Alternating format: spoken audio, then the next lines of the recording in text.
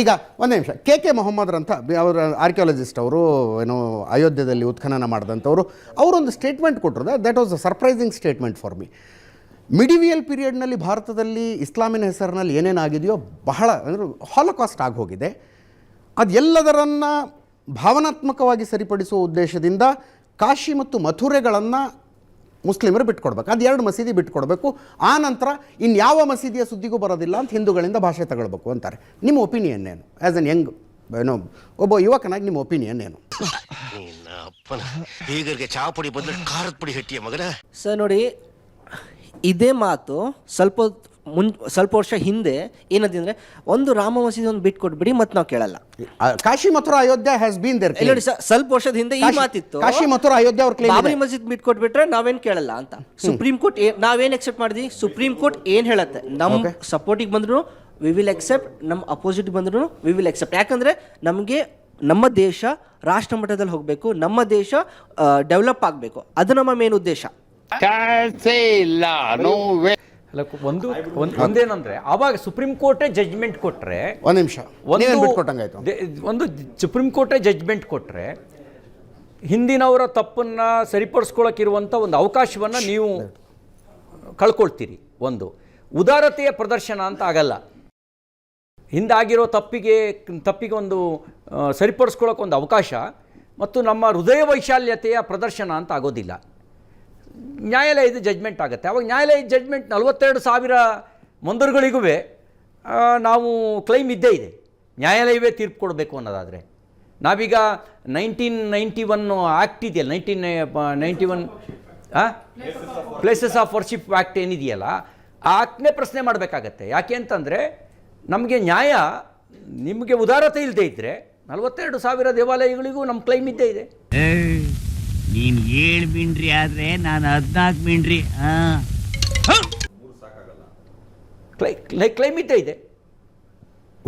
ಉದಾರತೆ ಇದ್ದರೆ ಆಗೋಯ್ತಪ್ಪ, ತಪ್ಪಾಗಿದೆ, ಇನ್ನು ಮುಂದೆ ಆ ರೀತಿ ಆಗದಂತೆ ನಡ್ಕೊಳ್ಳೋಣ. ನಮಗೆ ಅದೆಲ್ಲವನ್ನು ಮೀರಿದ್ದು, ನಮ್ಮ ಮತ ಸಂಪ್ರದಾಯವನ್ನು ಮೀರಿದ್ದು ಒಂದು ಮನುಷ್ಯತ್ವ ಅನ್ನೋದು ಇಟ್ಕೊಂಡ್ಬಿಟ್ರೆ, ಈಗ ನಾವೀಗ ಹೇಳಿದ್ನಲ್ಲ, ನಮ್ಮ ಪ್ರಾರ್ಥನೆಗಳಲ್ಲಿ ಲೋಕ ಸಮಸ್ತ ಸುಖಿನೋ ಭವಂತು ಅಂತಿದೆ. ಎಲ್ಲ ಮತಗಳು ಲೋಕ ಸಮಸ್ತ ಸುಖಿನೋ ಭವಂತು ಅಂತ ಹೇಳಿದ್ರೆ ಜಗಳನೇ ಇರಲ್ಲ. ಮುತ್ತನಂತ ಮಾತಾಡದೆ ಅಳಿಮಯ್ಯ. ನಮ್ಮ ಪ್ರಾರ್ಥನೆಯಲ್ಲಿ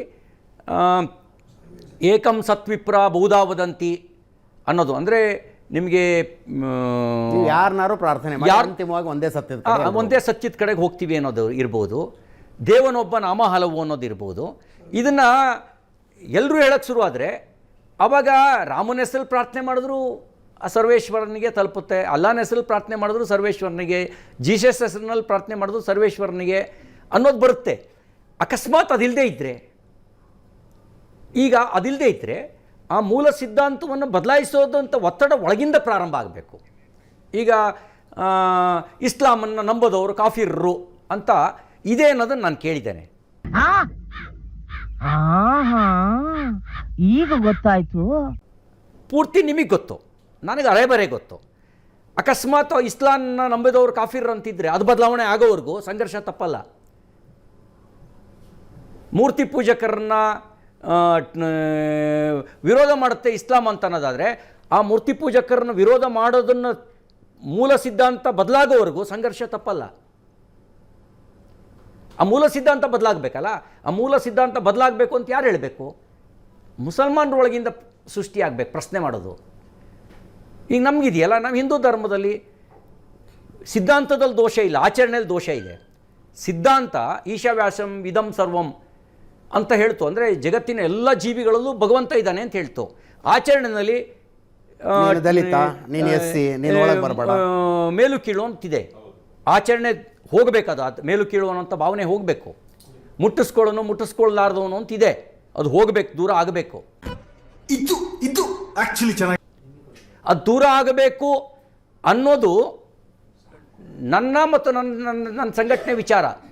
ನನಗೆ ಅಜಿತ್ರೆ, ನಾನು ಬಹುಶಃ ಹಂಚ್ಕೊಂಡಿದ್ದೀನಿ ಅಂತ ಕಾಣುತ್ತೆ. ನಾನು ಸ್ಕೂಲಿಗೆ ಹೋಗ್ತಿದ್ದಾಗ ಶಾಖೆಯಲ್ಲಿ ನನಗೊಂದು ಹಾಡು ಹೇಳ್ಕೊಟ್ಟಿದ್ರು, RSS ಶಾಖೆಯಲ್ಲಿ. ಶಾಖೆ ಅಂದರೆ ಮತ್ತೆ ನಿಮಗೇನೋ ಕನ್ಫ್ಯೂಷನ್ ಆಗಬಾರ್ದು. RSS ಶಾಖೆಯಲ್ಲಿ ಒಂದು ಹಾಡು ಹೇಳ್ಕೊಟ್ಟಿದ್ರು. ಆ ಹಾಡೇನು ಅಂತ ಹೇಳಿದ್ರೆ, ಹುಟ್ಟಿನಿಂದಲೇ ಜಾತಿ ಹಣೆಪಟ್ಟಿ ಹಚ್ಚುತ್ತಾ ಮುಟ್ಟದೇ ಅಟ್ಟುವುದು ಸರಿಯೇ, ಅಂತರಿಕ್ಷಕ್ಕೆ ಅಡಿಯಿಟ್ಟ ನರನಿಂದು ಅಂತರವ ತೋರುವುದು ತರವೇ, ಪ್ರಾಣಿ ಪಕ್ಷಿಯೊಳಿಲಿತು ಐಕ್ಯಮತ್ಯದ ಭಾವ, ಸಣ್ಣಿರುವೆ ತೆರೆಸೀತ ಕಣ್ಣ, ಅಣು ಅಣುವ ಸೃಷ್ಟಿ ಮಾಡಿರಲು ಮಹಾದೇವ, ಮತ್ತೇಕೆ ಅಸ್ಪೃಶ್ಯ ವರ್ಣ ಅನ್ನೋದು ಹಾಡಿನ ಒಂದು ಪ್ಯಾರ, ಉದ್ದ ಇದೆ ಹಾಡು. ಮತ್ತು ನಿಮಗೆ ಗೊತ್ತಿರಲಿ, ಅಬ್ದುಲ್ ಹಮೀದ್ ಬಗ್ಗೆ ಕತೆ ಹೇಳಿದ್ದು ನಂಗೆ ಶಾಖೆನಲ್ಲಿ. ನಂಗೆ ಅಬ್ದುಲ್ ಹಮೀದ್ ಯಾರು ಅಂತ ಗೊತ್ತೇ ಇರಲಿಲ್ಲ. ಅಸ್ಫಾಕುಲ್ಲಾ ಖಾನ್ ಕತೆ ಕೇಳಿದ್ದು ನಾನು ಶಾಖೆನಲ್ಲಿ. ಅಸ್ಫಾಕುಲ್ಲಾ ಖಾನ್ ಒಬ್ಬ ಸ್ವತಂತ್ರ ಹೋರಾಟಗಾರ, ಅವ್ರ ಕತೆ ಕೇಳಿದ್ದು ಶಾಖೆ. ಬಹುಶಃ ಒಬ್ಬ ಮುಸಲ್ಮಾನು ಎಷ್ಟು ಪ್ರೀತಿಸ್ತಾನೋ ಅದಕ್ಕಿಂತ ಜಾಸ್ತಿ ನಾನು ಅಬ್ದುಲ್ ಕಲಾಂ ಪ್ರೀತಿಸ್ತೀನಿ. ಎಷ್ಟು ಪ್ರೀತಿಸ್ತಾನೋ ಅದಕ್ಕಿಂತ ಜಾಸ್ತಿ. ಎಲ್ಲೂ ನಂಗೆ ಅಬ್ದುಲ್ ಕಲಾಮು ಒಂದು ಸಣ್ಣ ಸಂಶಯಕ್ಕೆ ಎಡೆ ಇಡದಂತೆ ಅವ್ರು ಬದುಕಿದ್ರು, ಒಂದು ಸಣ್ಣ ಅನುಮಾನಕ್ಕೂ ಎಡೆ ಇಡಲಿಲ್ಲ. ಅಂಥವ್ರನ್ನ ಯಾವತ್ತೂ ನಾವೆಲ್ಲರೂ ಐಕಾನ್ ಆಗಿ ಮಾಡ್ಕೊಳ್ತೀವಿ, ಆಗ ಸೌಹಾರ್ದತೆ ಬೆಳೆಯುತ್ತೆ. ಐಕಾನ್ನು ಬಿನ್ ಲಾಡೆನ್ ಆದರೆ ಸೌಹಾರ್ದತೆ ಬೆಳೆಯಕ್ಕೆ ಸಾಧ್ಯ. ಒಂದು ಸ್ಪೀಕರ್ ಔಟಾ ಕಿವಿ ಗಿರ್ರಂತ ಗಿರ್ಗಿಟ್ಲಿ ತಿರುಗ್ತಾ ಇರ್ಬೇಕು.